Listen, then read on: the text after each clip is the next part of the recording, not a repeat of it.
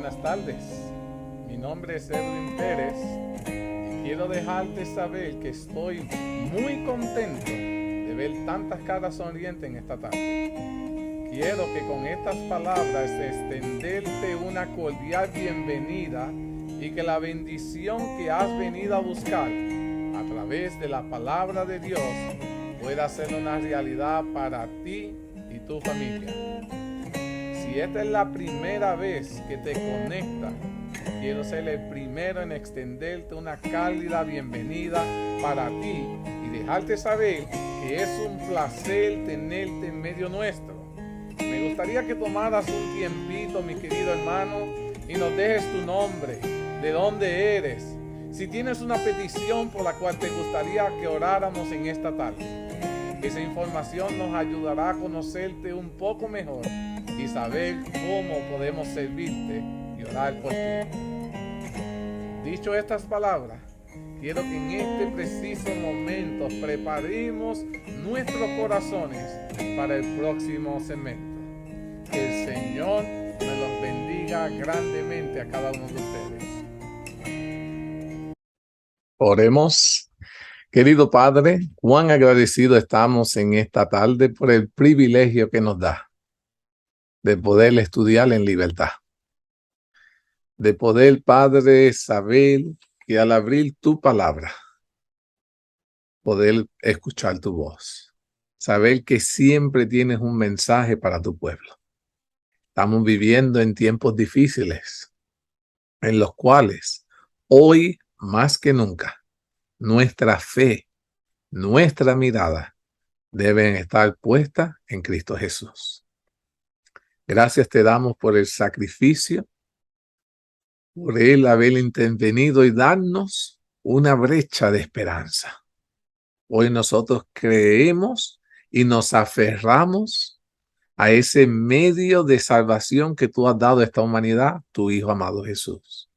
Gracias te damos porque nos has dado señales para que tu pueblo pudiera reconocerlas y pudiéramos prepararnos. Eso queremos hacer en esta tarde. Queremos abrir las puertas de nuestros corazones y decirte, Padre, te creemos. Y queremos, bajo la dirección de tu Espíritu Santo, que seas tú el que nos prepares con un así dice Jehová. Porque sabemos, Padre, que no hay nada que nosotros podamos hacer para que podamos ser salvos. Pero en Cristo Jesús sí podemos ser salvos. Queremos confiar en tu palabra y pedimos tu dirección. Bendice a cada persona que se ha conectado. Sé tú con cada una de sus necesidades, en especial por los hermanos que han estado por el medio de las redes sociales escribiendo, pidiendo oraciones. Te pedimos con cada una de ellas. Estamos teniendo un hermano que está teniendo problemas financieros con su hipoteca. Esta semana ha pedido oración y nosotros aquí estamos intercediendo por ese hermano. Sé tú con cada una de las necesidades de salud que hay en tu pueblo y sobre todo, llénanos con el poder de tu Espíritu Santo. Bendícenos hoy y siempre. Todo esto te lo suplicamos y de antemano te lo agradecemos en el nombre de Jesús. Amén. Mis queridos hermanos, continuamos estudiando el libro de Daniel, un libro que ha sido dejado por Dios para que nosotros, su pueblo, pudiéramos prepararnos para el tiempo del fin. Estamos estudiando el último capítulo, el capítulo 12 del libro de Daniel, y vamos a enfocarnos en las señales para el tiempo del fin expresadas en el capítulo 12 del libro de Daniel. En el tema anterior de la semana pasada estudiamos una gran parte del capítulo 12 y en este tema que vamos a continuar en este sábado profundizaremos varios aspectos que en el tema anterior no pudimos abarcar por la falta del tiempo. Y quiero invitarte a cada uno de ustedes ahí en sus hogares que busquen en la palabra de Dios, busquemos en el libro de Daniel capítulo 12 y volvamos al versículo 1. Para estudiar ciertos puntos que no pudimos estudiar la semana pasada y en esta semana le vamos a dar un poco de más énfasis.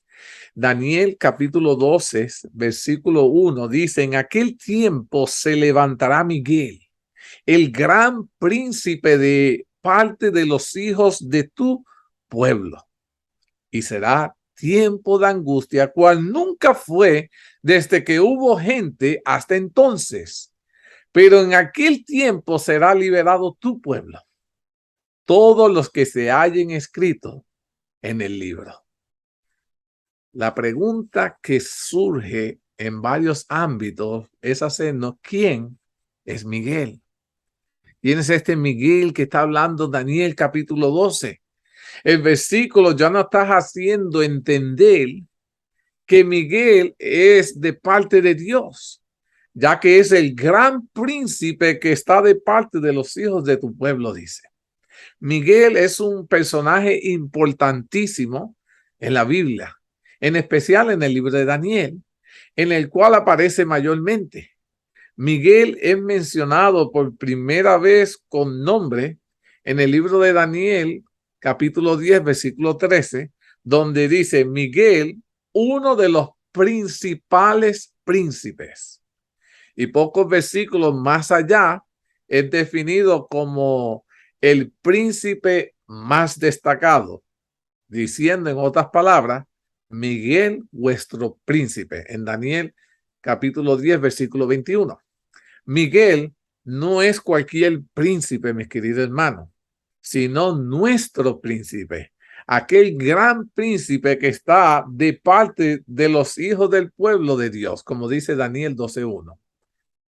En el penúltimo libro de la Biblia, describe a Miguel como el arcángel que contiende contra el diablo. Y quiero que ustedes busquen en el libro de Judas, capítulo 1, solo tiene un capítulo, está justamente antes del libro de Apocalipsis, versículo 9, y dice: pero cuando el arcángel Miguel contendía contra el diablo, disputando con él por el cuerpo de Moisés, no se atrevió a proferir juicio de maldición contra él, sino que dijo: el Señor te reprenda.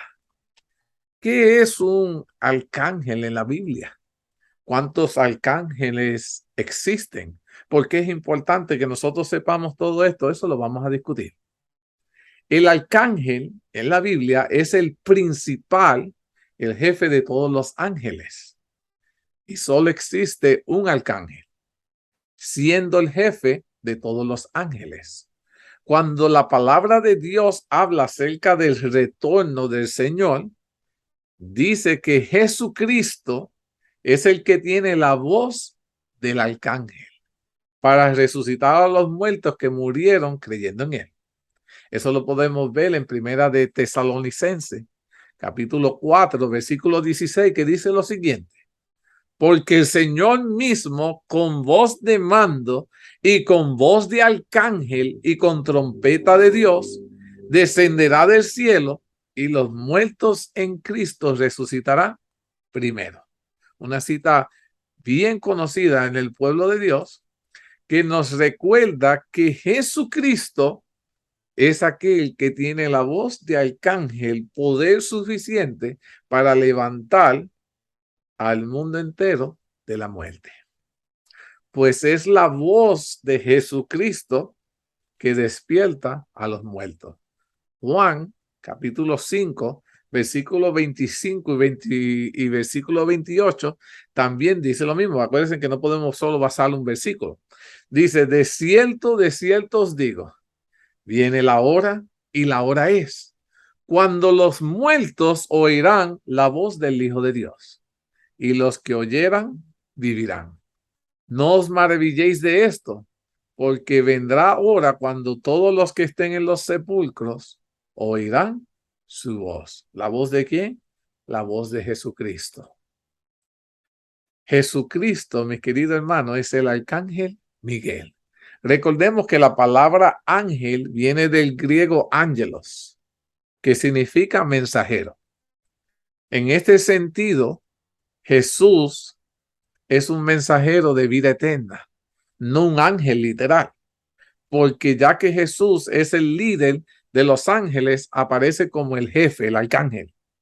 Tal como Jesús aparece en la Biblia como el santo de los santos, el señor de los señores, el rey de reyes, que eso está en Daniel 9:24 y Apocalipsis 17:14, Jesucristo siempre está en la parte principal de cada esfera en la Biblia.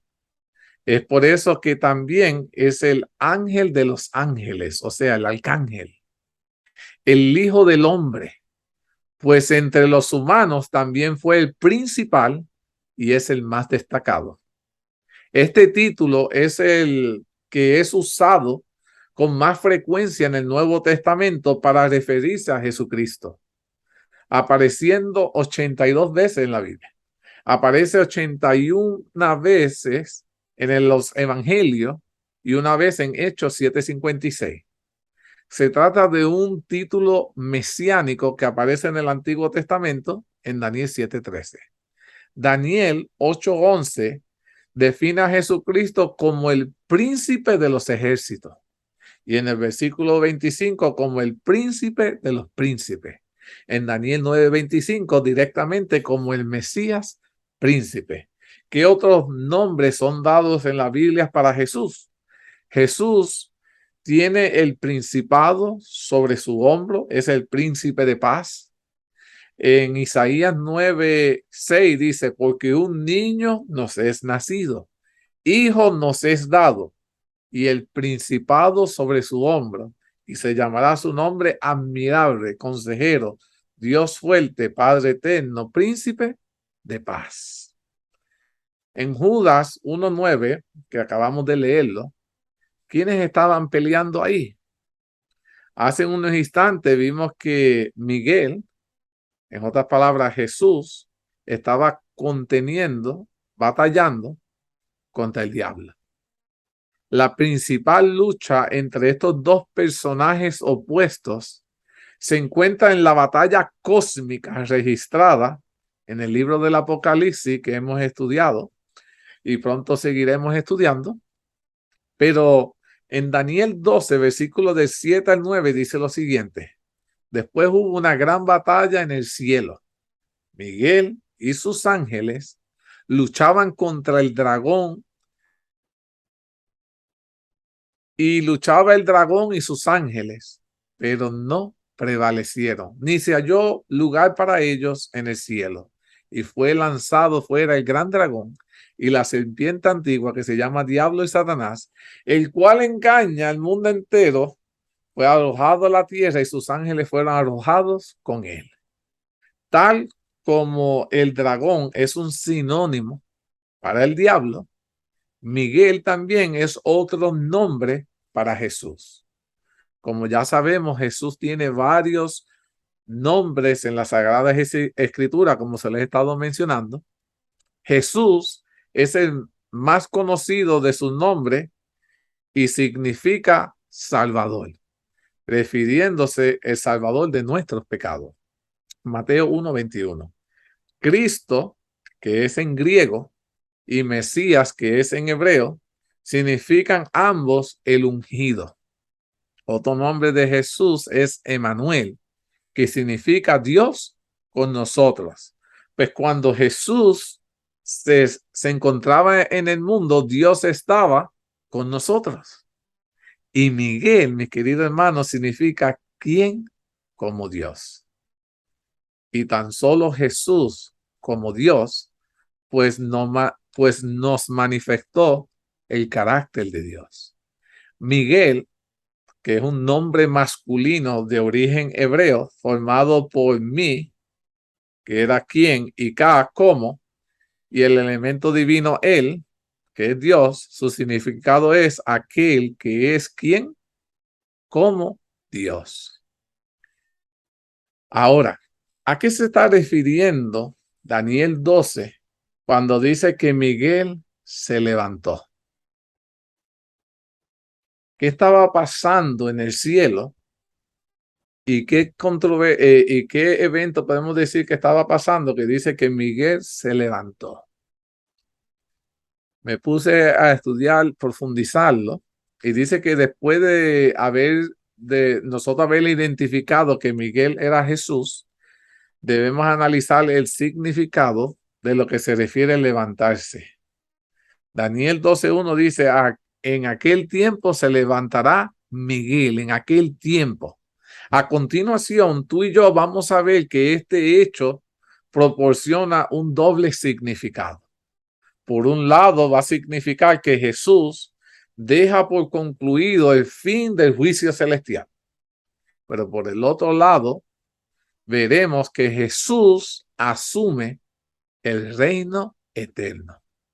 Y como veremos, ambos eventos van de la mano y ocurren de manera conjunta.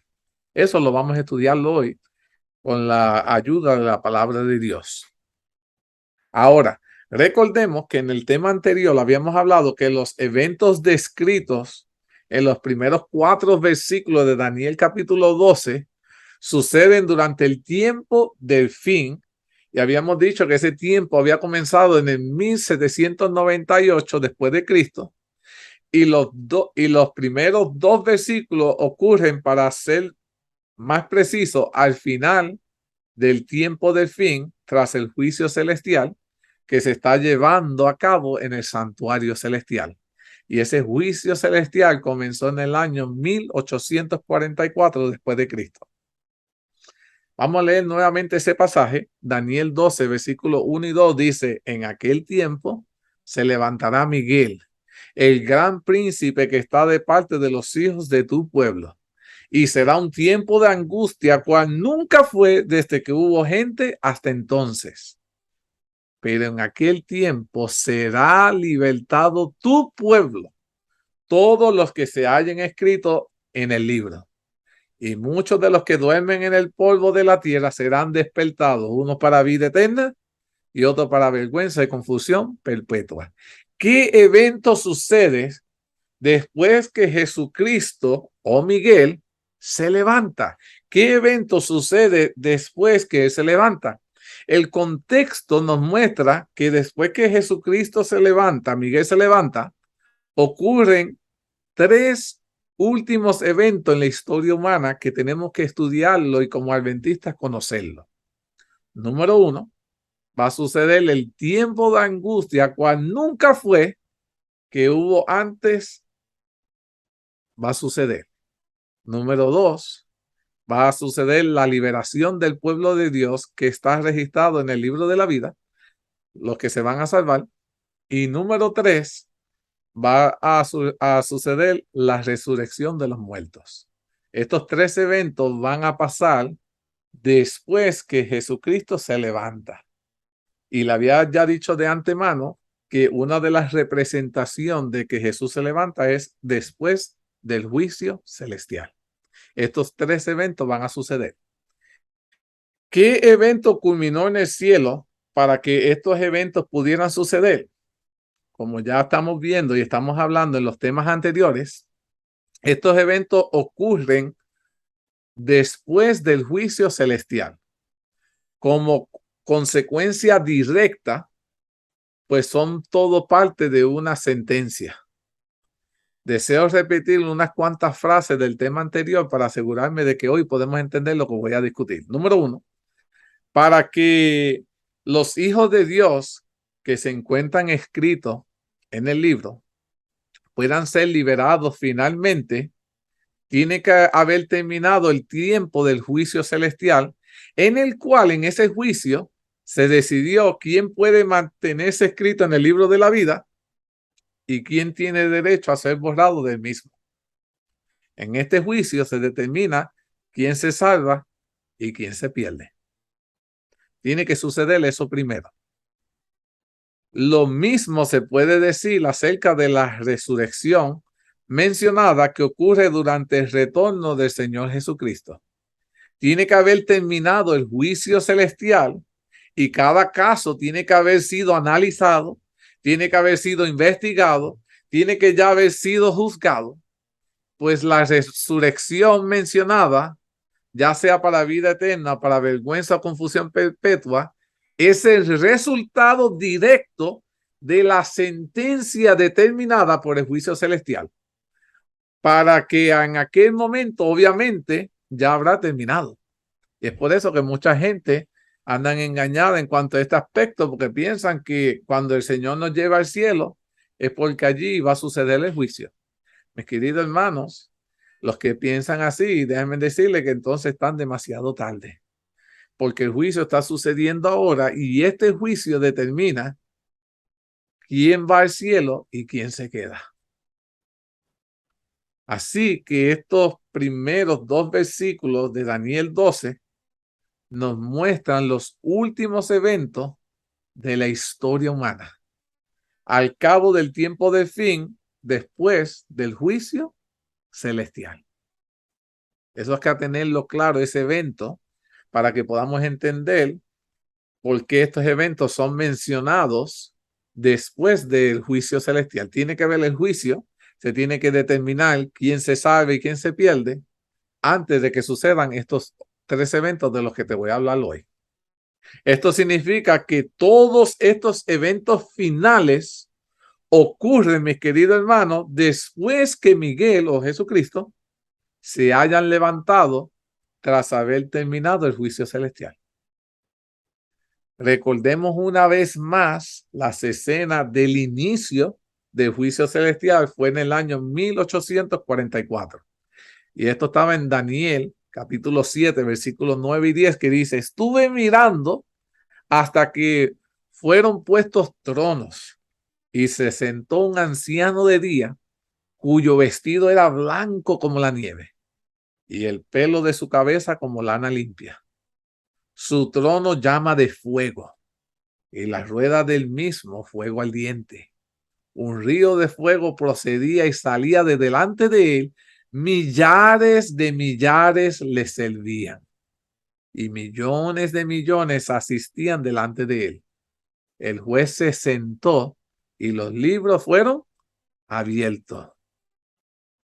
¿Qué estaba por suceder en este versículo? Porque es importante que nosotros los entendamos. Cuando nosotros estamos estudiando Daniel 7, 9 al 10, lo habíamos hablado en nuestros temas anteriores. Fueron puestos tronos, dice en plural, y Dios el Padre se sienta primeramente. El trono a su lado aún estaba vacío. Pero entonces en el versículo 13 viene Jesucristo con las nubes del cielo hasta el anciano de día.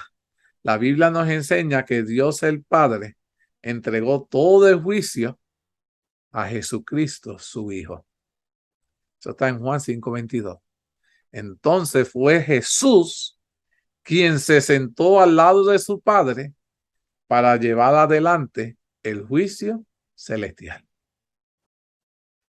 ¿Qué sucede cuando el juicio entonces culmina? Una vez el juicio termina, mis queridos hermanos, el juicio celestial, evento que aún está para el futuro, que pensamos el pueblo de Dios que estamos viviendo en ese tiempo, cuando el juicio ha de terminar. Miguel se levanta de su trono de juicio y deja de lado sus vestiduras sacerdotales para ponerse ahora el manto real, como veremos a continuación. En ese momento, mis queridos hermanos, Jesús deja de ser simbólicamente el Cordero y ahora se convierte en el Rey, el León de Judá, como dice Apocalipsis 5, versículos 5, 6 y 12. ¿Cuál es la segunda interpretación de cuando hablamos Jesús levantándose? En Daniel 11, un capítulo antes del pasaje que estamos analizando, encontramos el segundo significado de levantarse. Se trata del momento en el que un rey asume su reino y comienza a reinar. Daniel 11:3 dice: se levantará luego un rey valiente, el cual dominará con gran poder y hará su voluntad. En este versículo no se trata de Jesucristo, sino está hablando de Alejandro Magno y de su reino griego, como veremos más adelante en el seminario. Pero el significado de levantarse sigue siendo el mismo. Aunque Jesucristo está reinando ahora, lo hace conjuntamente con su Padre, en una corregencia en el trono del dominio universal y el santuario celestial. Hablando del poder de la fuerza divina, en el libro de Efesios, capítulo 1, un versículo bastante interesante. Efesios 1, versículo 20-22 dice, la cual operó en Cristo, resucitándole de los muertos y sentándole a su diestra. Aquí está hablando de Dios el Padre, en los lugares celestiales, sobre todo principado y autoridad y poder y señorío, y sobre todo nombre que se nombra, no solo en este siglo, sino también en los venideros, y sometió toda cosa bajo sus pies, y lo dio por cabeza sobre todas las cosas a la iglesia. Una coherencia parecida ofrece el Señor Jesús personalmente a todos aquellos que obtienen la victoria final sobre el pecado y el mundo, tal como él ha vencido y se sentó con su Padre en su trono para reinar conjuntamente. Jesucristo dice en Apocalipsis 3:21, al que venciere, le daré que se siente conmigo en mi trono, así como yo he vencido y me he sentado con mi Padre en su trono. Alabado sea Dios. Antes de retornar al planeta Tierra, ¿qué hace Jesús, mis queridos hermanos? Antes de regresar al planeta Tierra, el Señor Jesucristo renuncia al trono conjunto, levantándose y entregando el reino a su Padre para empezar su propio reino eterno como Rey de Reyes. Como dice Apocalipsis 17:14 y Apocalipsis 19:16, pues en el contexto de la resurrección de los justos durante el retorno de Jesucristo, dice en 1 Corintios 15:24, luego el fin, cuando entregue el reino a Dios, o sea, cuando Jesucristo entregue el reino a Dios y Padre, cuando haya suprimido todo dominio, toda autoridad y potencia. O sea, en ese momento, cuando Jesús se levanta del trono que está en conjunto en el cual estaba sentado, empieza su propio reino eterno que recibe de su Padre, el trono prometido desde hace mucho a su padre David, y establece un dominio que nunca se acabará. Mis queridos hermanos, ¿cuál es ese reino que Jesús dice que vivirá? Es con nosotros por la eternidad. Lucas 1:32 y 33 dice, este será grande y será llamado Hijo del Altísimo.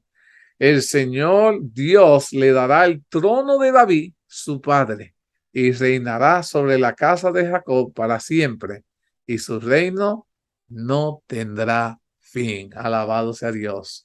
Queridos hermanos, el reino de Dios, el que Dios le ha ofrecido a su Hijo, el que Jesús está loco por gobernar, es nuestro planeta Tierra. Y ahora aquí estamos hablando del evento cuando Jesús asume el rol como Rey de Reyes y Señor de Señores. Cuando Jesús se levanta, ¿qué comienza a suceder en el planeta Tierra? Una vez acaba el juicio, ¿qué comienza a suceder en la tierra? Cuando Jesús se levanta en el cielo, estamos hablando de que Jesús está desde 1844 hasta ahora, comenzó el juicio. Si Jesús se levanta, ¿qué acaba de culminar? El juicio, ¿verdad? Ahora, una vez acaba el juicio, ¿qué comienza a suceder en la tierra? Inmediatamente Jesús se le para y se acaba el juicio. Están sellados los que están sellados para vida eterna y los que se van a condenar. ¿Qué comienza a suceder en la tierra? Justamente cuando Jesús culmina el juicio, se levanta. ¿Qué comienza a suceder en la tierra? ¿O no pasa nada? ¿Alguien se recuerda? Hermana Mercedes. Hola, ¿cómo están? Feliz sábado a todos. Sábado. Bueno, empieza la tribulación. La tribulación. ¿Qué más pasa? A ver. Después de la tribulación, entonces vienen ya después de la tribulación, ¿qué pasa después de la tribulación? Bueno, después de la tribulación, entonces vienen la resurrección. Amén. Ok, estamos ahí. Por eso es bueno que nosotros sepamos justamente qué eventos están sucediendo antes del juicio, durante el juicio y después del juicio. Y cuando estamos hablando de Daniel capítulo 2 y te está diciendo que Miguel se levantó, ya te está diciendo que el juicio se acabó. Inmediatamente, hermano Mateo, ¿tiene un comentario? Ya, perdonen que no he estado en el grupo, es que tengo tantas reuniones en la iglesia que me tienen loco ya. Esto, cuando Jesús se levanta y dice, hecho es, ya no hay oportunidad más para los impíos. Y ahí viene el problema, viene la lucha, viene la tribulación, viene la persecución y el juicio para los hijos, para la gente de afuera. Ya no hay, para aquellos que no aceptaron la responsabilidad de seguir al maestro paso a paso, ya no hay oportunidad. Interesante. Eso en base a lo que la hermana Mercedes y el hermano Mateo han mencionado, prácticamente entonces el tiempo de gracia se acabó en ese momento también, ¿verdad? ¿Podemos decirlo que el tiempo de gracia se acabó en ese momento? Ya. Interesante ese aspecto. Vemos que el tiempo de gracia culmina. Vemos que ya han sido sellados los que se van a salvar y los que se van a perder. Ya de ahí para adelante no hay más intercesión. Y le voy a decir más.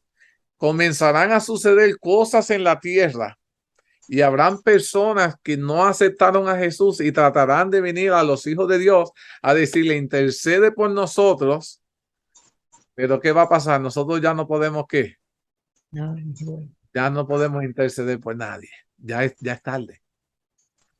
Interesante todos estos aspectos. Mírense como el desenlace. Y voy a repetir, Daniel 12:1 dice, en aquel tiempo se levantará Miguel, el gran príncipe que estaba de parte de los hijos de tu pueblo, y será un tiempo de angustia, como dijo la hermana. Cual nunca fue, mírense en esto, cual nunca fue desde que hubo gente hasta entonces. Solo que se avecina de angustia, todavía no podemos comprender la magnitud de las adversidades por las cuales vamos a pasar.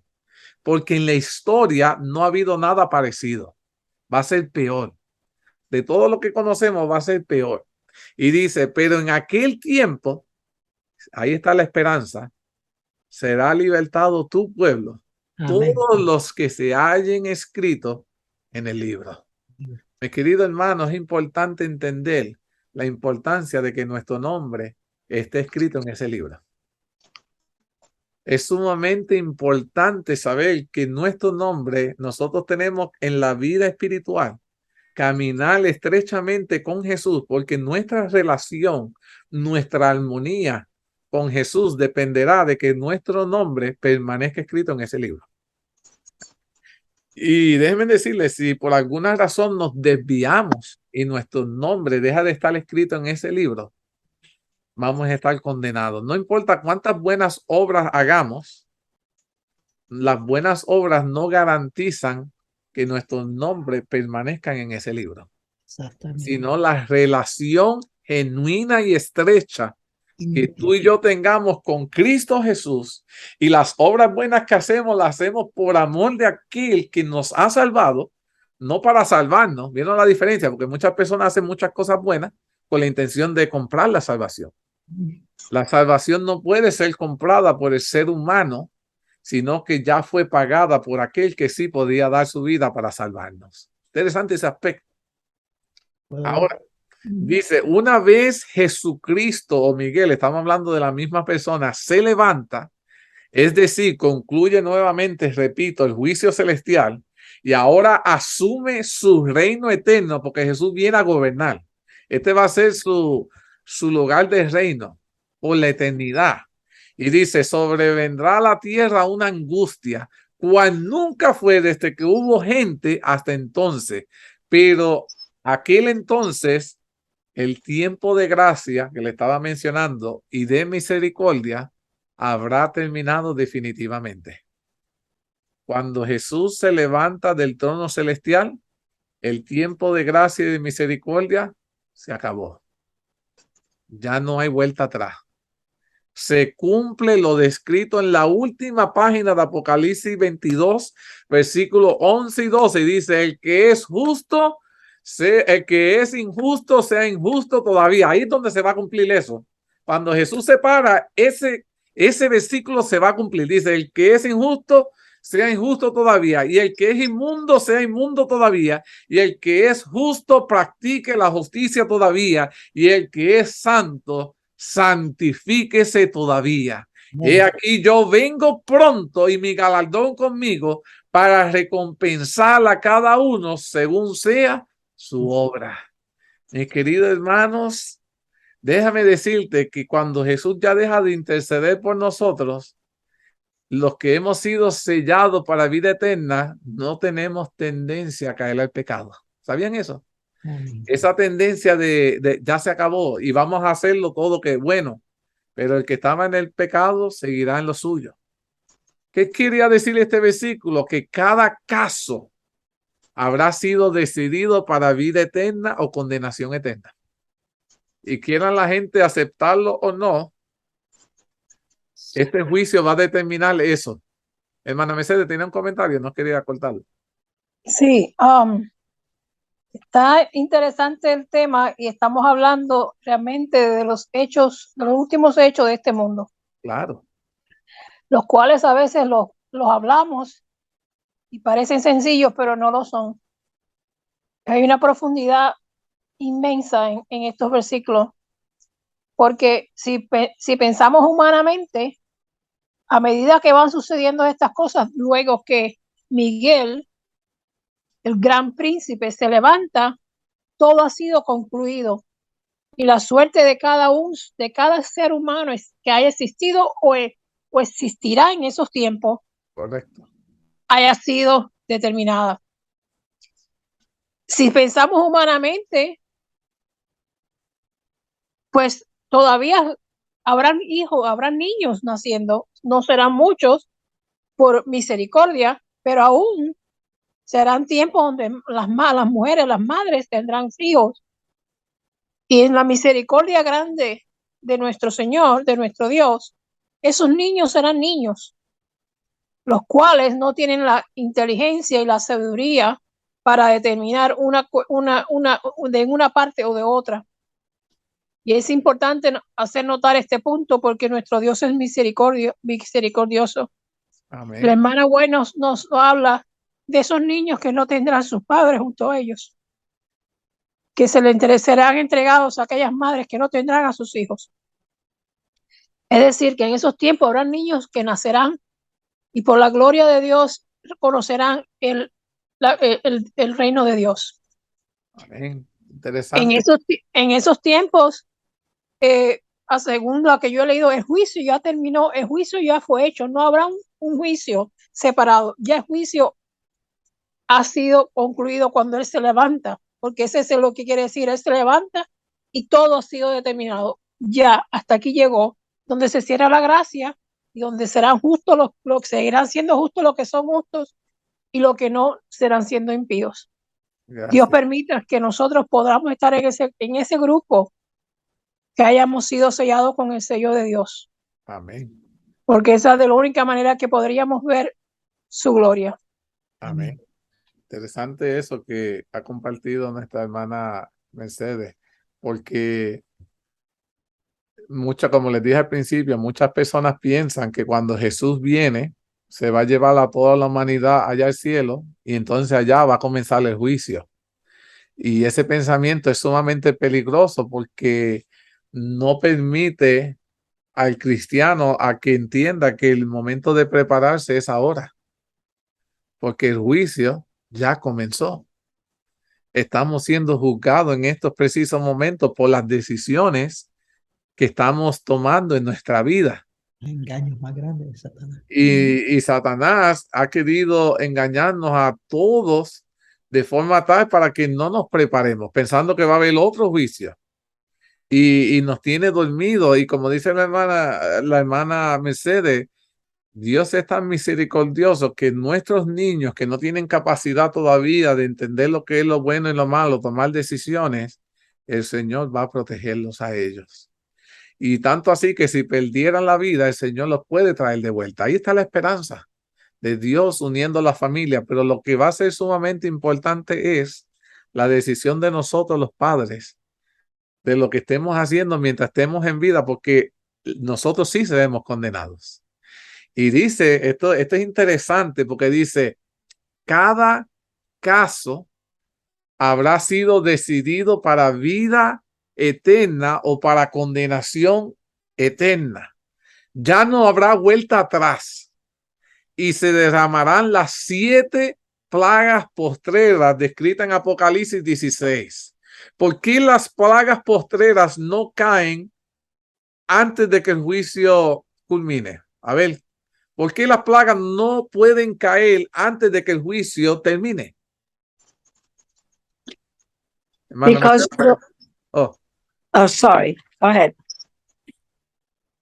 hermano Mercedes. Presellamiento.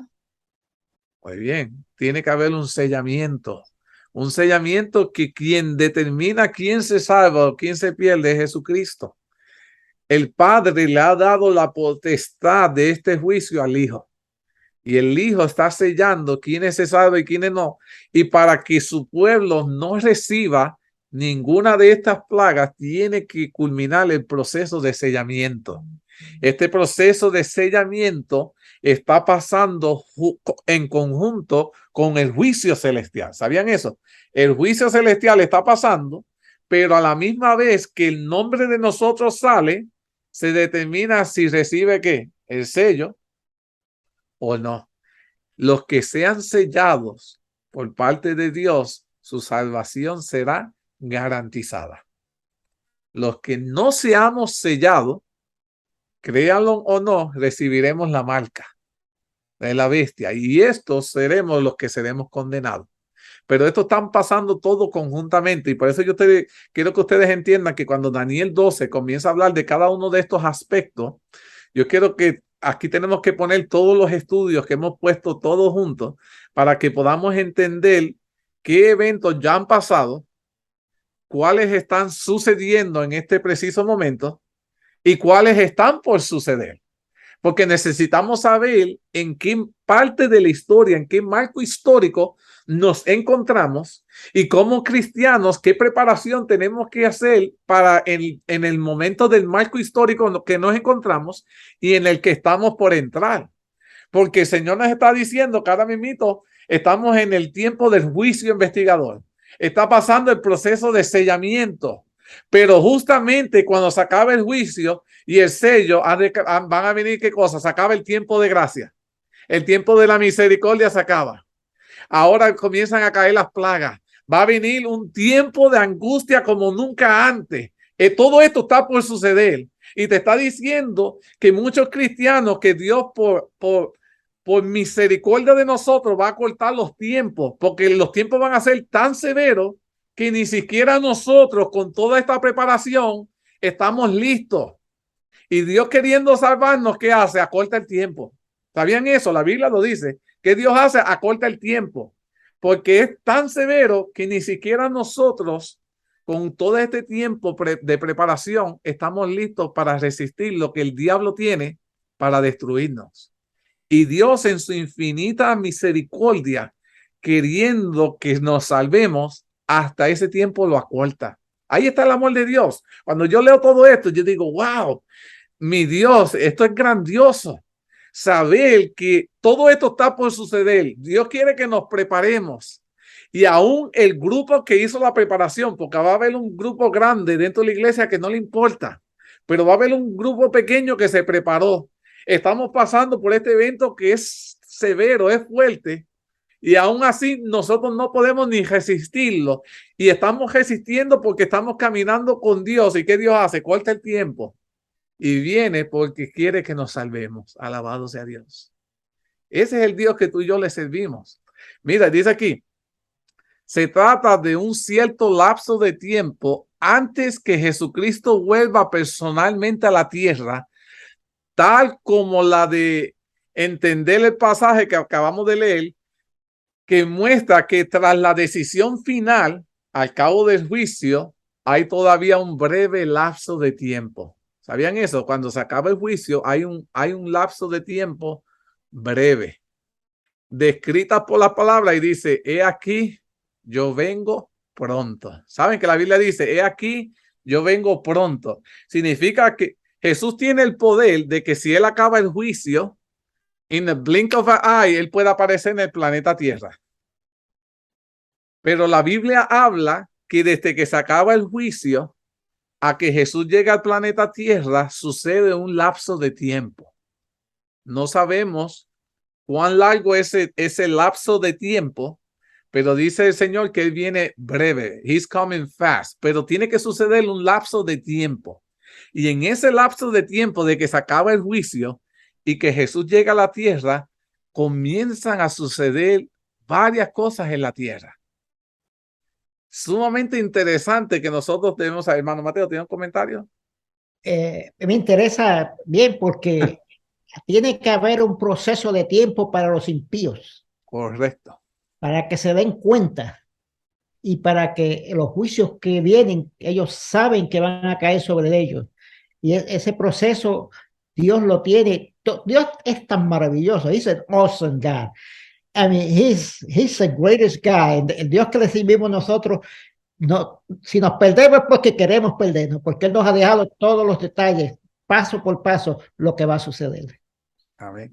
Me gustó eso que compartió el hermano Mateo, porque muchas personas no lo piensan o no lo han visto así, pero en ese lapso de tiempo, los que son impíos se tienen que dar de cuenta que ellos son los que han sido condenados, porque las plagas únicamente le están cayendo ¿a quiénes?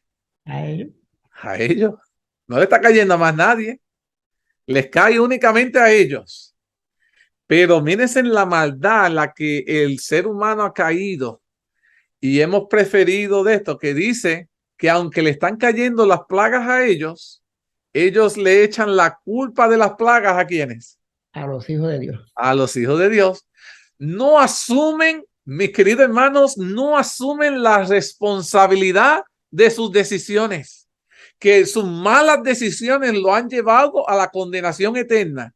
Y aún cayéndole las plagas para que el Señor entienda que ellos han sido condenados, lo que ellos vienen hacen es, no, la razón por la cual nos están cayendo las plagas es porque este pueblo es diferente. Es la culpa de este pueblo.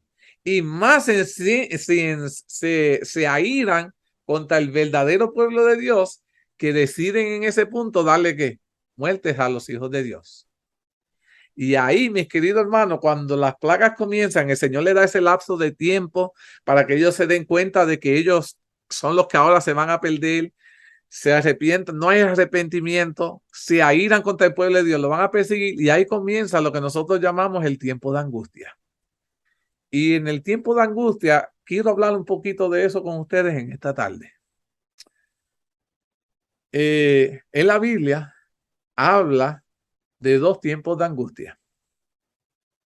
Y yo quiero que ustedes entiendan que en los tiempos de angustia mencionados en la Biblia hay ciertas diferencias de entre la que sucedió de una a la otra. Y la Biblia da bastante luz en cuanto a ella. Y las voy a mencionar ahora. Aparte del tiempo de angustia, del cual acabamos de leer en este versículo de Daniel 12, en el último capítulo, hay otro tiempo de angustia mencionado en el Evangelio de Marcos.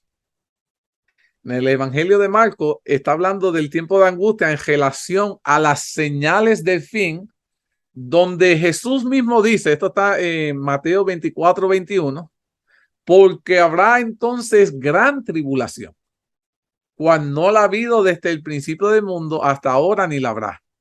Esta tribulación, que fue la opresión, que fue la persecución del pueblo de Dios mediante el poder papal, que sucedió durante el tiempo del poder papal, durante la Inquisición medieval, ya se encuentra esto en el pasado, porque ya este evento sucedió.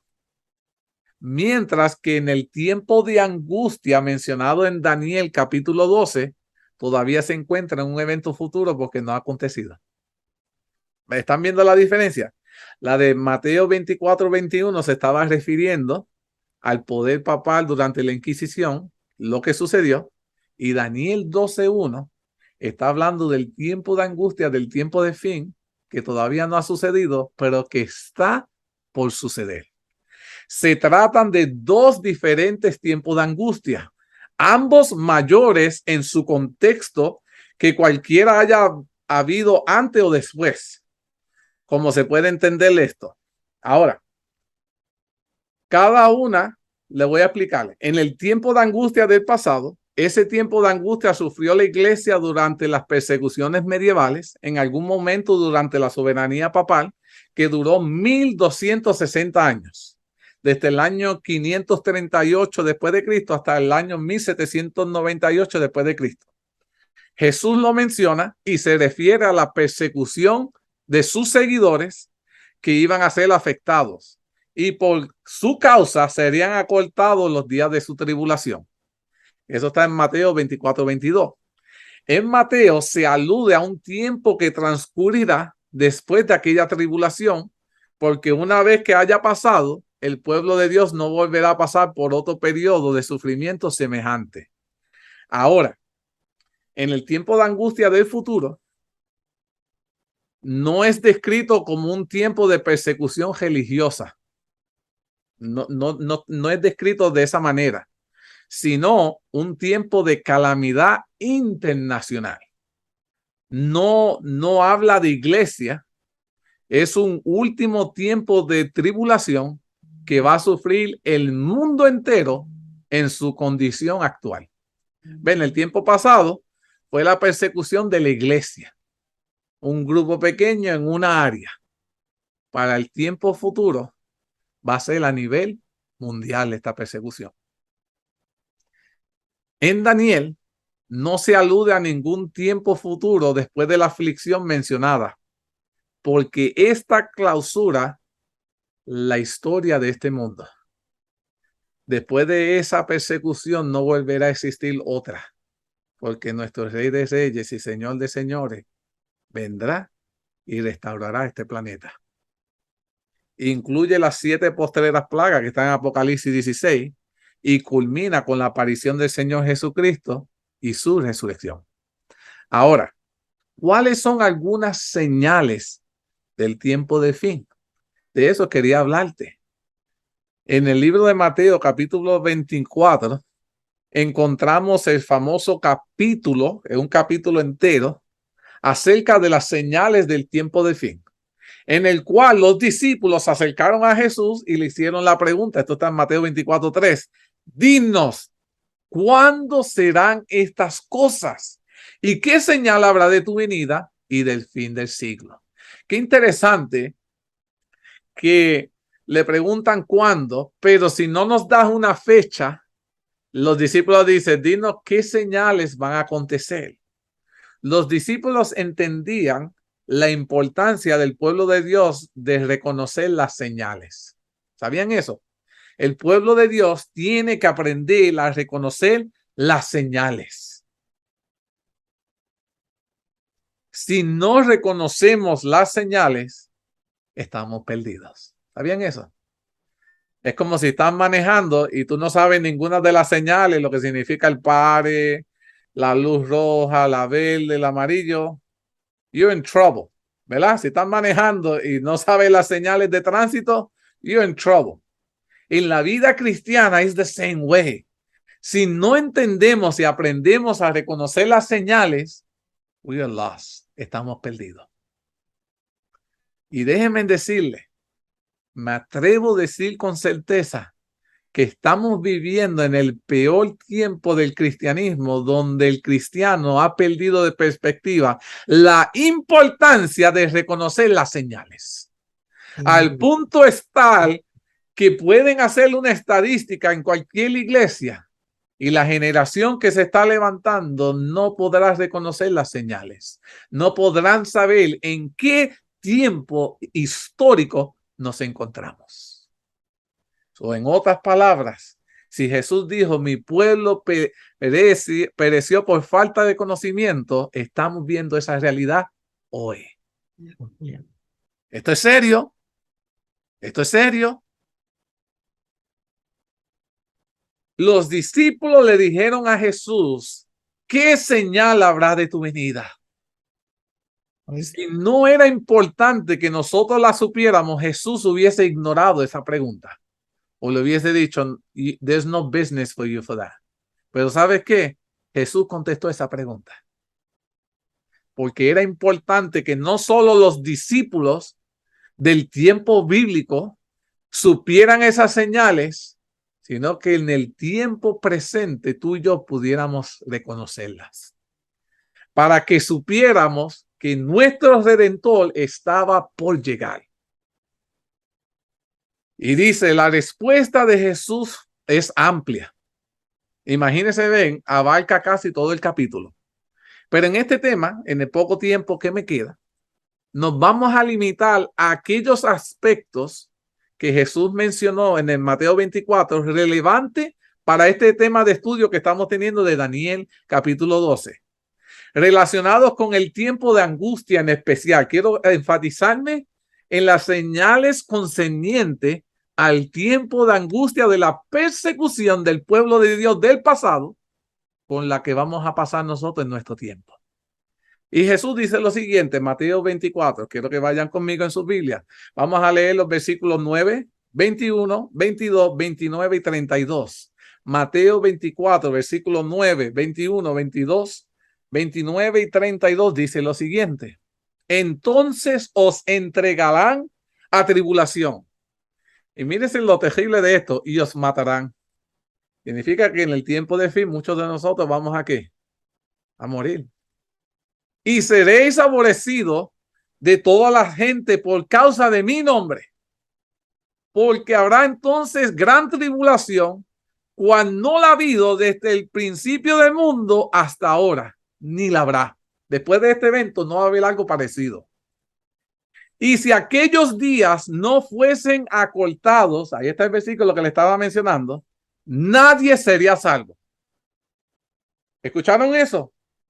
Ni siquiera el pueblo remanente, con todos los estudios, con todo caminar con Cristo. Jesús dice, si los tiempos no se hubiesen acortado, si Él no decide make it shorter, ninguno de nosotros podremos ser salvos. Imagínense en aquellos que se creen que son más santos. Pobrecitos. Y nosotros que estamos dependiendo de Dios, y Dios dice, si no se acortaran los tiempos, nadie sería salvo. Dice, mas por causa de los escogidos, de aquellos que fueron sellados para salvación, aquellos días serán acortados, alabados a Dios. Dios quiere que nos salvemos. Hasta acorta el tiempo de angustia para que nos salvemos. Y dice, e inmediatamente después de la tribulación de aquellos días, el sol se oscurecerá. Número 1. La luna no dará su resplandor. Número 2. Y las estrellas caerán del cielo. Número 3. Y las potencias de los cielos serán conmovidas. 4. De la higuera aprender la parábola. Cuando ya su rama está a tierra y brotan las hojas, sabéis que el verano está cerca. Mis queridos hermanos, el pueblo de Dios tiene que aprender a interpretar, a conocer las señales. Otherwise, we will keep lost. Seguiremos perdidos. Tenemos que aprender a reconocerlas. Tenemos que enseñarle a nuestras esposas, a nuestros esposos las señales. Tenemos que enseñárselas a nuestros muchachos. Tenemos que compartirlas con nuestros hermanos de la iglesia. Este mensaje, estas señales, hay que reconocerlas. Dice, ¿qué 3 detalles debemos destacar de lo que acabamos de leer? De lo que te quiero enseñar. Número 1, la gran tribulación de aquellos días en el cual el pueblo de Dios fue perseguido. Va a haber una gran persecución. Número 2, aquellos días de tribulación y persecución fueron acortados por causa de los escogidos. Dios tiene que acortarle el tiempo. Y número 3, inmediatamente después de aquella tribulación, comienzan a ocurrir fenómenos. El sol, la luna, las estrellas, como señales cercanas del retorno de Jesús comparada a la higuera. ¿Qué otro libro en la Biblia habla parecidamente respecto a los fenómenos naturales del tiempo del fin? Mateo dio estas señales. ¿Qué otro libro de la Biblia habla de estos fenómenos? ¿Algunos de ustedes se acuerdan? ¿Qué otro libro de la Biblia habla de estos fenómenos? Del sol, la luna, el firmamento, el terremoto. ¿Qué otro libro habla de esto? Isn't it Revelation? Apocalipsis. Un versículo parecido y complementariamente respecto a estos fenómenos naturales, sol, la luna y la estrella, nos encontramos en el 6º sello del libro de Apocalipsis. Ahí lo dice todo. Apocalipsis 6, versículos 2 y 13 dice: miré cuando abrí el 6º sello. Y aquí hubo un gran terremoto, número 1. El sol se puso negro, 2, como la tela de silicio, y la luna se volvió como de sangre, 3. Y número 4, las estrellas del cielo cayeron sobre la tierra como la higuera deja caer sus higos cuando es sacudida por un fuerte viento. Bastante similar to lo que leímos en Mateo, ¿verdad? Aquí menciona los mismos 3 fenómenos naturales, sol, luna y estrella, en el mismo orden que lo menciona Mateo 24. Y en la Biblia no hay casualidades. Dios tiene un propósito para cada una de esas cosas. We need to learn that. No hay casualidades en la Biblia. Pero menciona un gran terremoto anterior a estas señales. Es decir, este terremoto tiene que ocurrir antes del fin de la tribulación, de aquellos días, antes que aquellos días de persecución fueran acortados. Entonces, yo les dije que el tiempo de angustia de antes sucedió para el tiempo cuando el tiempo papal estaba al poder y estaban persiguiendo a los cristianos. Cada una de estas señales, en especial la del terremoto, tiene que suceder después de ese periodo. Te está diciendo para que sepa que la venida del Señor está aquí cerca. Ahora, este terremoto tenía, que yo les dije, ocurrir antes del fin de la tribulación de aquellos días. Y en la historia, el 1 de noviembre de 1755, en esa mañana, el terremoto, como dice el hermano de Mateo, de Lisboa. A las 9:30 de la mañana ocurrió uno de los desastres naturales de mayor magnitud en la historia. El gran terremoto de Lisboa, el terremoto que arrasó con Lisboa en el 1755. Es uno de los de mayor magnitud que se ha registrado en la historia, 8.6 en la escala Richter, y también fue uno de los más mortíferos en la historia del National Geographic. El terremoto duró varios minutos y destruyó la ciudad por completa. Tras el terremoto, muchos sobrevivientes bajaron a la playa, el puerto, donde alcanzó un tsunami con una ola de casi 20 metros de altura que trajo una segunda ola de muerte y destrucción a toda la ciudad. Lo que quedó vivo lo acabó el tsunami. El terremoto provocó además un gran incendio durante otra semana que devoraba los edificios que aún se mantenían de pie. Se calcula que perecieron unas 100,000 personas. Todas las riquezas, el arte, el esplendor de Lisboa desaparecieron en tan solo unos minutos. Antes del terremoto de Lisboa, era una ciudad rica gracias a los mercaderes y el comercio. Además, era una ciudad muy religiosa con más de 40 grandes iglesias católicas. Lisboa era una sede de la Inquisición papal. Ahora, el impacto del terremoto se sintió, dice, hasta el norte de África, hasta Estambul, a unos 1,600 kilómetros, hasta Escandinavia, donde los ríos y los lagos fueron perturbados a unos 3,000 kilómetros. Y el tsunami provocado llegó hasta la isla de Barbados en el Caribe, a unos 6,000 kilómetros de distancia. Era realmente un sismo colosal que provocó alarma generalizada, asombro y mucha especulación científica, filosófica y teológica. ¿Qué cambios produjo este terremoto profético, hablando, si podemos decirlo así? La cabeza del gobierno portugués, el primer marqués, dice, fue un instrumento para debilitar la Inquisición. Pues después del terremoto de Lisboa, en el año 1755, se implementaron varias reformas. Se abolió el terrible auto de fe de la Inquisición y terminó con los estatutos de la limpieza de sangre. y con la discriminación contra los nuevos cristianos, los judíos cristianizados y su descendencia, que ya no tuvieran que huir de la Inquisición portuguesa. Significa que este terremoto causó que toda esa persecución que estaban siguiendo los cristianos cesaran. Un terremoto causó todo ese cambio.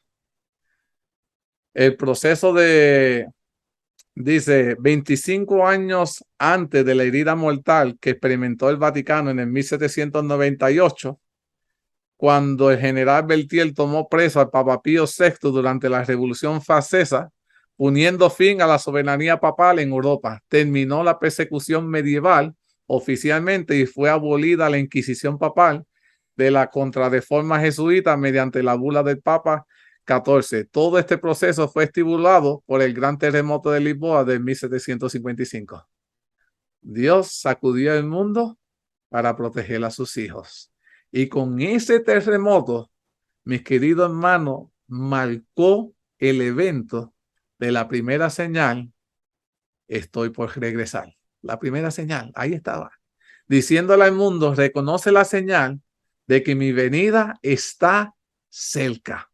Ahora, ¿qué otra cosa fueron proféticamente cumplidas relacionadas con las señales del tiempo de fin? Jesucristo, el Hijo de Dios, ya había predicho con más de 1700 años de anticipación que Dios intervendrá para que la distribución de aquellos días acabara algún tiempo antes.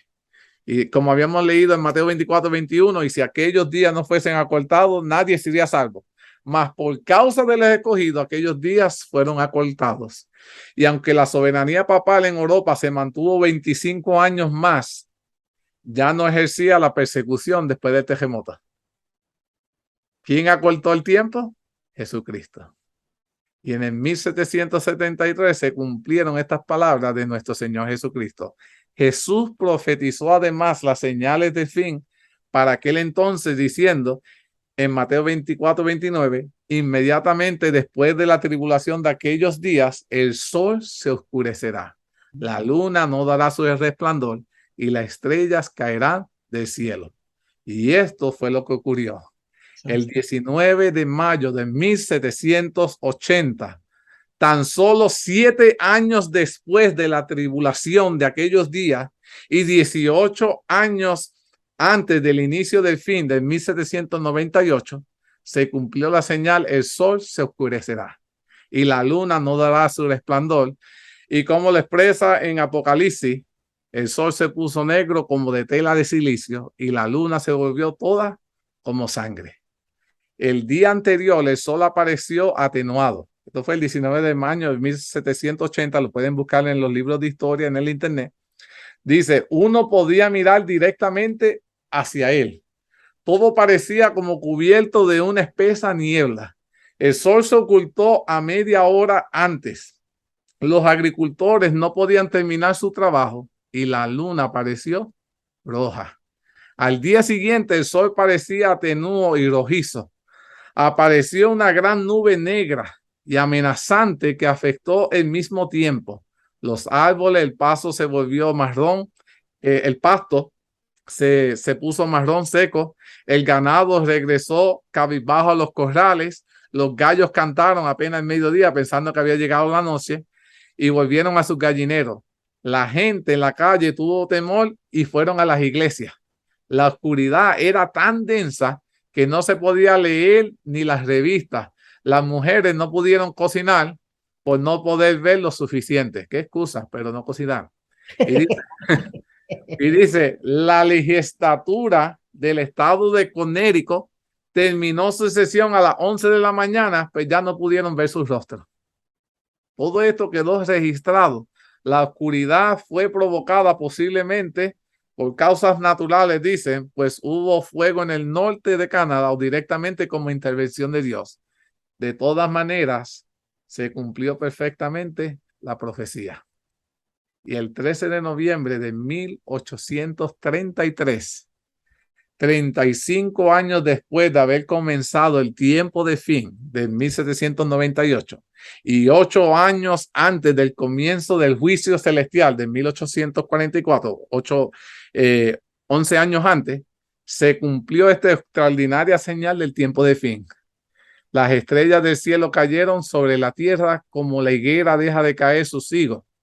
Dice, a lo largo de la costa oriental de Norteamérica se presentó un asombroso espectáculo de estrellas fugaces que durante toda la noche hasta la luz de la aurora lo disipó.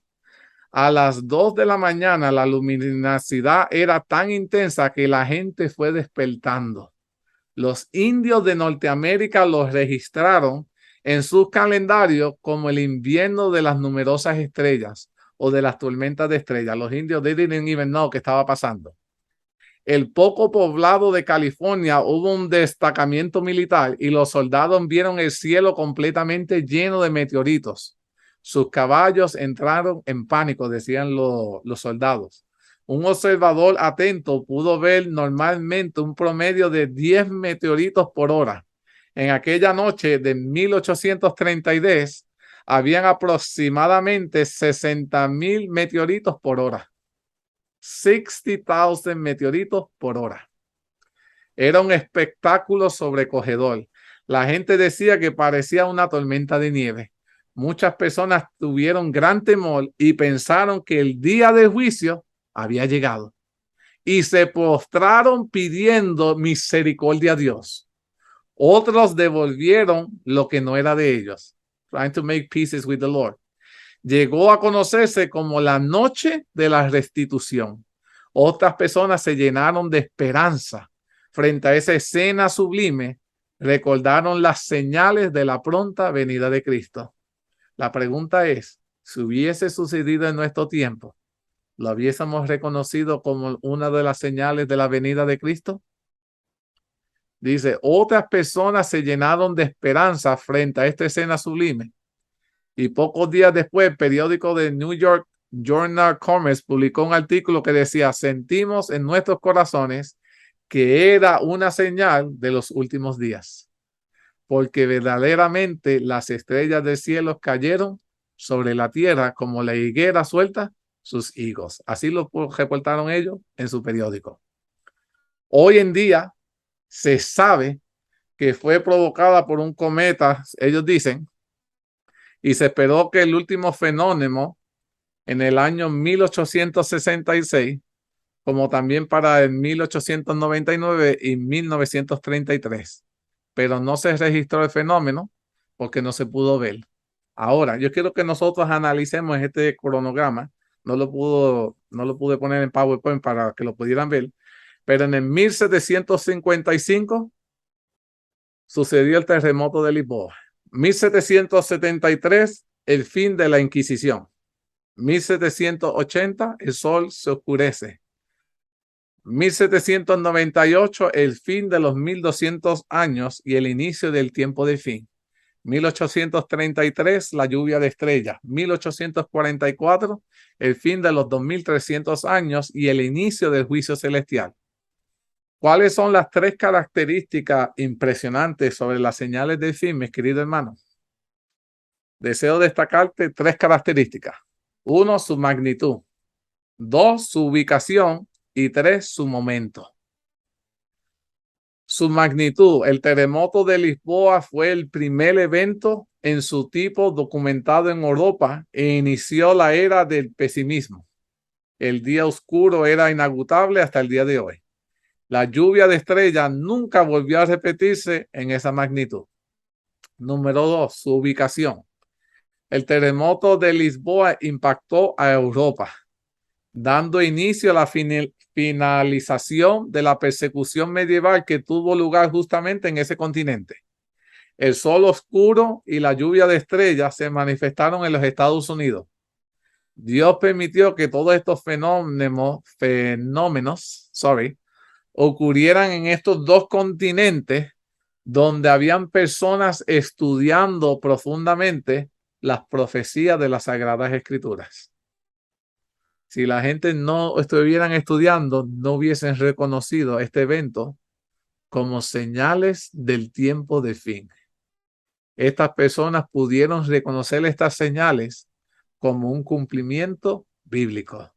La pregunta es, mis queridos hermanos, nosotros también las reconocemos como cumplimientos bíblicos o decimos, esos son casualidades o podemos tratar de justificar los eventos. Y número 3, su momento. ¿Cuál crees tú que es el propósito de Dios? Y yo quiero que ustedes me contesten esta pregunta. ¿Cuál crees tú es el propósito de Dios al poner estas señales justamente en esas fechas? ¿Por qué el Señor puso esos eventos en esas fechas donde sucedieron? ¿Qué ustedes piensan? Bueno, Mateo, díganos. Habían tres partes. Dios es específico cuando una profecía, y esa profecía se cumple específicamente en su tiempo. El terremoto de Ibó era la persecución que la Iglesia Católica tenía con todos los cristianos que estaban matándolos y estaban destruyéndolos. Yeah. Y la caída de las estrellas el sol en Estados Unidos se había levantado un movimiento de la segunda venida de Cristo y Satanás quería estorbar ese movimiento y la gente estaban buscando de Dios y por eso sucedieron estas cosas, exactamente para que el pueblo de Dios tuviera luz y viera que esto no venía de científicos ni psicológicos, ni se venía de Dios profetizando el futuro de su iglesia. Amén. Wow. Mateo le dio, como decimos ahí, la cabeza del clavo. Es muy cierto. El momento era clave para cada uno de estos eventos y el Señor permitió que sucedieran en los lugares específicos, en los momentos apropiados, ya que se estaban por cumplir los grandes tiempos proféticos de los 1260, de los 1290, del 1798. Cada uno de esos profetas estaban por suceder y Dios quería llamar la atención de su pueblo. Ya estaba por iniciarse el tiempo del fin. Estaba por iniciarse el juicio celestial. Y Dios colocó cada uno de estos fenómenos naturales estratégicamente para llamar la atención del pueblo de Dios hacia los cumplimientos de su palabra profética. Amén. La pregunta es, mis queridos hermanos, ¿todavía Dios sigue llamando nuestra atención? Every day. ¿O ya hemos dejado de prestarle atención a sus señales? Mis queridos hermanos, mira, yo estoy estudiando aquí y estamos apenas ahora a la mitad del capítulo 12 de Daniel. Y Dios, yo estudiando esto, digo, wow, todavía Dios está llamando nuestra atención. Y quiere que reconozcamos que Él ha puesto esas señales y nos está diciendo, estas cosas iban a suceder. Y cuando estas cosas sucedieran, quiero que hagas dos cosas. Uno, que creas. Y número 2, que sepas que estoy cerca. I'm almost there. Pero el pueblo de Dios, ante las señales, está durmiendo. Es mi exhortación en esta tarde que dé el amonestar a cada uno de nosotros, mis queridos hermanos, que por alguna razón hemos estado mucho tiempo durmiendo. El Señor quiere levantarnos, quiere prepararnos. Nos está dando señales para que nos preparemos. Hermana Mercedes, ¿tiene un comentario? Sí, yo creo que podríamos tener también en cuenta que hay muchas profecías que tienen un doble cumplimiento en el tiempo. Correcto. Y están por suceder ahora. ¿Y nosotros qué estamos haciendo para prepararnos? Hermana Mateo. Edwin, he estado estudiando un poquito acerca de los sucesos que están sucediendo en el mundo entero. Y he encontrado que, no sé si tú lo has visto en las noticias, que los ríos más grandes y los lagos más grandes del mundo se están secando, que los glaciers se están derritiendo, que el mar está contaminado y los desastres por tierra y están aumentando cada día más. Y nosotros abramos los ojos, miremos que Dios está a las puertas. No, definitivamente es el tiempo que hoy más necesitamos para entender que Dios desea que tú y yo nos preparemos. Amén. Las señales solo nos confirman que Jesús está a las puertas por llegar. Y nosotros no hemos hecho la debida preparación, pero aunque no la hemos hecho, el Señor nos está diciendo a través de este estudio, quiero prepararte. Quiero prepararte para que tú y yo podamos vivir por la eternidad. Hermana Mercedes, ¿tenían un comentario? Sí, creo que, bueno, no creo, sé de que estamos viviendo tiempos que la humanidad no ha vivido antes. Y a medida que el tiempo vaya cerrando, aún será más difícil. Y cuando digo más difícil, no solamente hablo de lo que podamos vivir, sino más difícil en tratar, identificar la imitación y la realidad. Porque hay cosas que están sucediendo en el mundo y que seguirán sucediendo y no vienen de Dios. Cuando escucho lo que el hermano menciona, que sí es real, porque es verdad que se están derritiendo los polos, que el agua se está secando, pero junto a esto que está sucediendo y se deja saber, porque hay muchas otras cosas que están sucediendo y que no se dejan saber, está detrás todo el movimiento que va evolucionando y que va creciendo en nuestros ojos, que nos va a llevar a una mentira. Creo que sabiamente debemos pedirle sabiduría a Dios para poder identificar qué es lo que nos están enseñando y de dónde viene. Porque el calentamiento global es algo que se va a usar en contra del pueblo de Dios. Porque las calamidades empezarán a surgir, unas porque son provocadas por el enemigo. Porque en nuestra actualidad, en nuestros días, ellos saben cómo hacerlo y dónde hacerlos. Hay cosas que suceden delante de nuestros ojos y al verlas nos damos cuenta que sí son reales, pero la inteligencia o la sabiduría es tratar de buscar quién está detrás de eso que está sucediendo en nuestros ojos. Y creo que son caminos bien estrechos y difíciles a seguir, pero solamente tenemos que depender de la sabiduría divina. Amén. Para poder identificarnos y saber de qué lado ponernos. Amén. Muy cierto, porque en los tiempos finales todo parecerá difícil de entender si es de parte de Dios, del enemigo, pero nosotros teniendo una estrecha relación con Dios, podemos reconocer hacia dónde dirigirnos como pueblo de Dios para poder ser salvos. Dios nos va a dirigir, nos va a guiar, hermano Mateo. Está en mute, creo.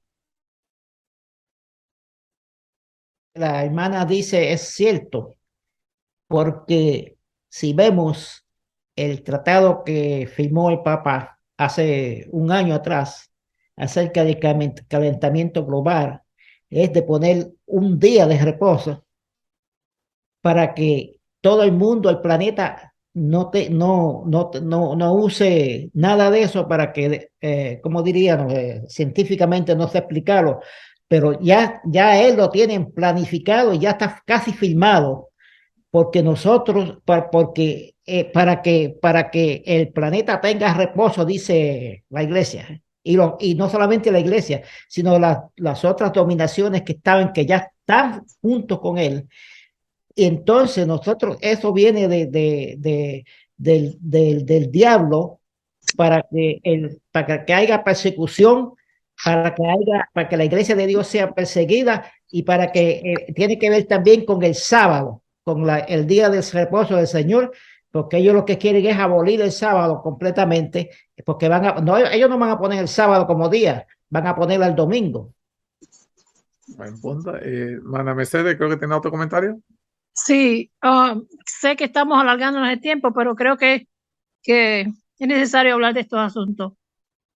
No es por casualidad de que Dios desde un principio, nuestro Dios, nuestro creador desde un principio, puso un día a descansar, que la tierra descansara, que el ser humano, aquel ser que él había terminado de crear, descansara. Desde un principio lo indicó. Pasa el tiempo y ¿qué es lo que sucede? El enemigo trata de imitar, siempre trata de imitar y de hacer cosas semejantes, pero decide cambiar esa orden o esa ordenanza que nuestro Dios creador hizo o puso a su propio día. Esto ya está hecho, esto ya está, es real. Si notamos en el documento que hizo el Papa en el 2012, antes de venir al Congreso, que se llama Laudato Si, en el párrafo 234 está claramente escrito: ha sido el mundo llamado a tener un día de descanso en el día domingo, en el primer día de la semana, en el cual se llama a todos a tomar parte de la ceremonia que se hace cada domingo en las iglesias católicas. Wow. Y aquellos que no lo hagan, seremos perseguidos. Está claramente escrito ya. Solamente está por cumplirse. Ya ahora, en la semana pasada, el Papa también llama a un día mundial, que sea un día de descanso mundial. Eso va a suceder no en un lunes ni en un martes, va a suceder en un domingo. Ya él lo llamó a miles a ser partícipe de este llamado. Este Papa ha sido, desde que empezó, ha sido muy fuerte en cumplir las profecías, ha sido muy, muy enérgico, ha sido muy, su papado ha sido dedicado a esto. No tengamos, que no nos coja por sorpresa si este es el último papa de la existencia del mundo, que no nos tomen por sorpresa, porque las cosas se están cumpliendo rápidamente.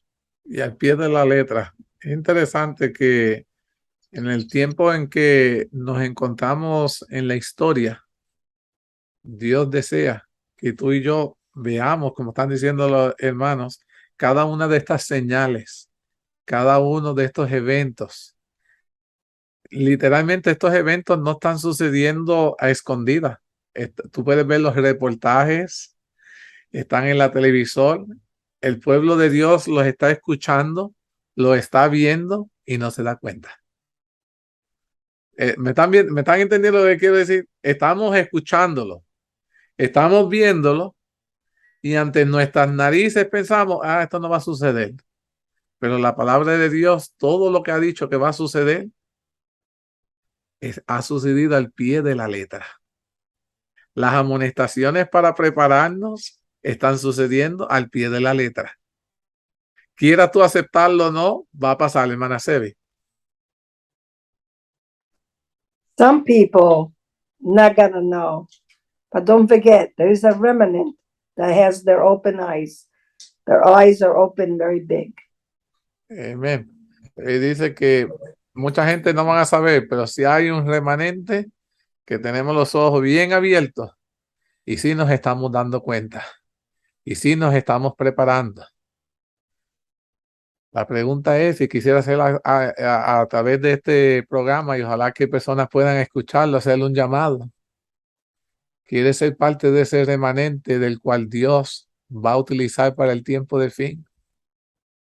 Si la respuesta en tu mente, en tu corazón, es un sí, en el lugar que escuches esto, en donde te encuentres, órale al Señor y pídele que te ayude a encontrar a estas personas que estamos preparándonos para los eventos finales, para que como familia en la fe podamos orar los unos por los otros, para que podamos permanecer firmes por lo que va a suceder.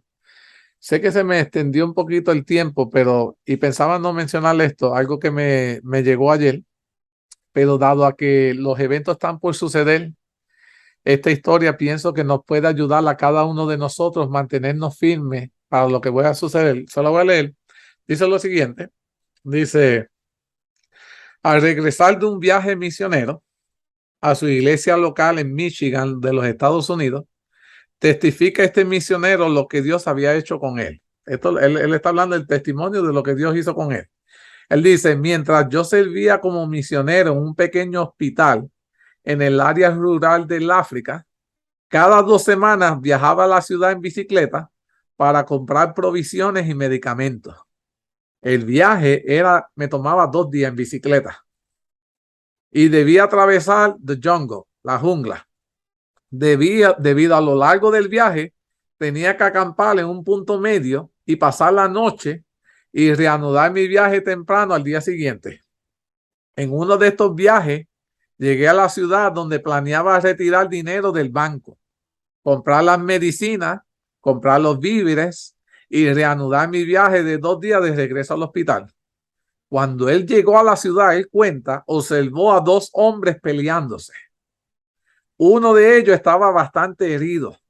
Él dice, yo le curé sus heridas y al mismo tiempo le hablé de nuestro Señor Jesucristo. Después de esto, reanudé mi viaje de regreso al hospital. Esa noche acampé en el punto medio y a la mañana siguiente reanudé mi viaje y llegué al hospital sin ningún incidente.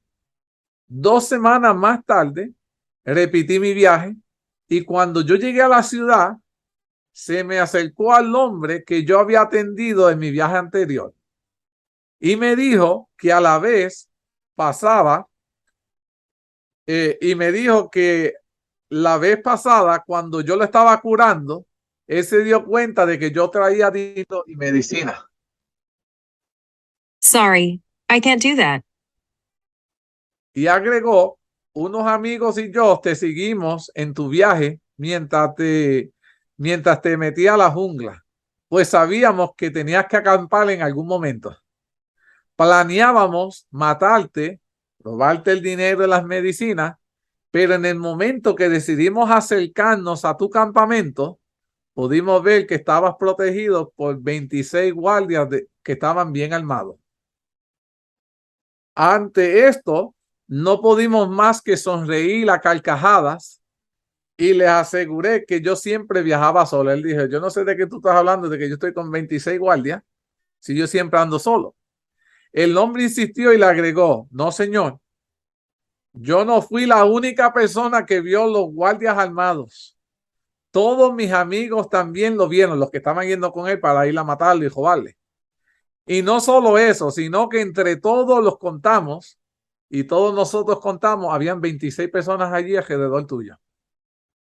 En ese momento, uno de los hermanos de la iglesia, mientras él estaba contando ese testimonio en la iglesia de él allí en Michigan, se puso de pie y le interrumpió al misionero y le preguntó la fecha y la hora cuando eso le sucedió. El misionero le responde al hermano y le contó y le dice, yo te quiero decir algo. A la hora del incidente tuyo en África, era aquí early in the morning, en la mañana. Yo me preparaba para salir cuando sentí una imperiosa necesidad de orar por usted. No sé por qué. Dios puso en mi corazón que tenía que orar por usted. De hecho, el llamado era tan fuerte que yo me preocupé y comencé a llamar a otros hermanos de la iglesia, de la congregación, para que fuéramos al templo y oráramos por usted, por la misión que tú tenías. Hoy, él viene y dice, aquí en los hermanos de la iglesia, hoy yo quisiera que todas las personas que yo llamé, que vinieran ese día a orar por el hermano, por favor pónganse de pie. El misionero no estaba preocupado por saber quiénes eran ellos. Más bien se dedicó a contarlos. Y fue un total de 26 hombres.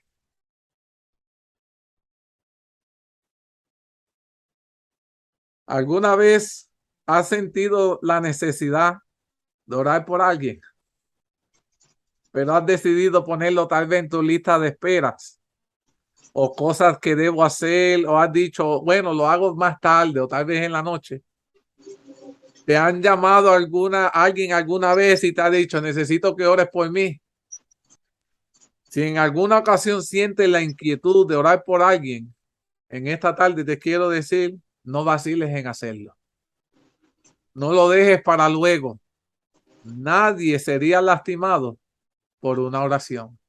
Cada una de nuestras oraciones protege y bendice a un hermano querido nuestro.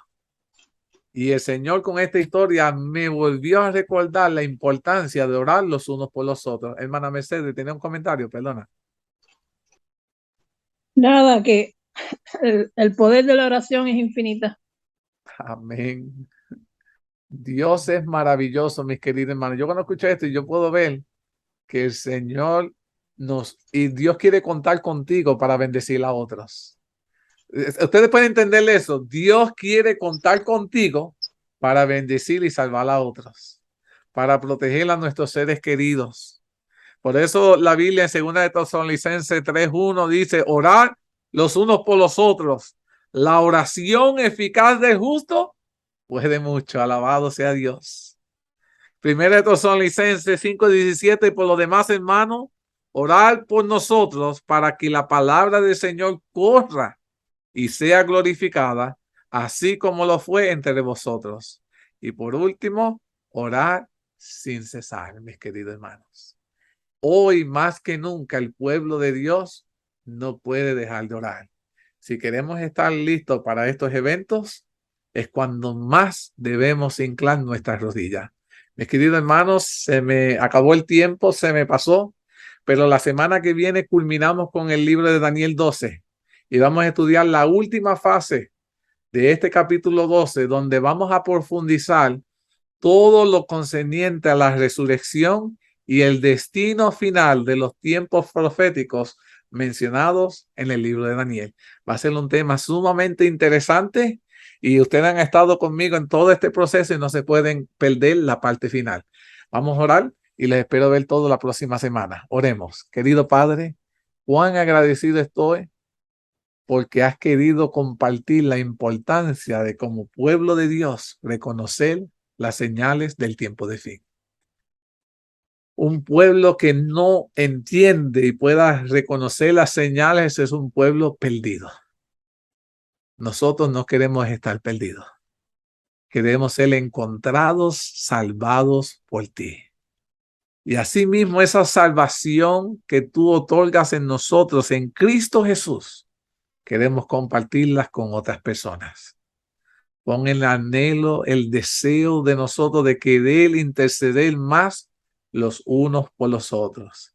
Gracias te damos por semejante herramienta que has puesto en nuestras manos del poder de la oración. No hay límite de lo que tú puedes hacer con los hermanos que se deciden orar los unos por los otros.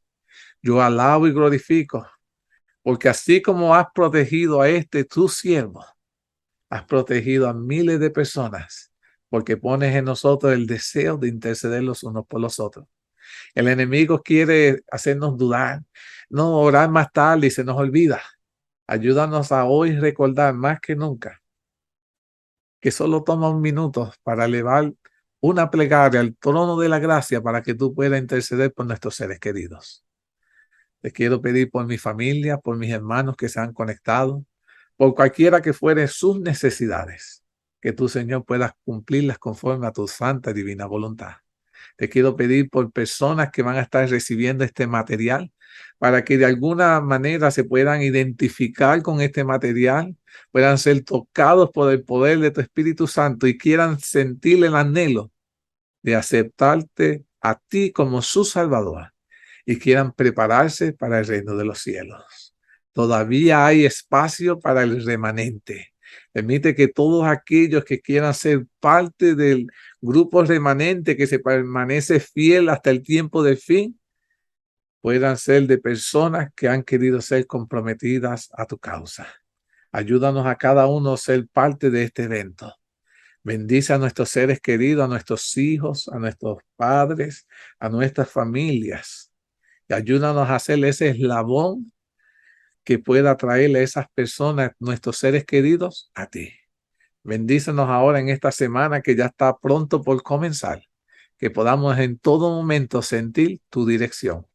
Gracias te doy por este estudio, por esta bendición que permitiste que recibiéramos, y te pedimos que puedas obrar con nosotros para que la semana que viene podamos conectarnos igual.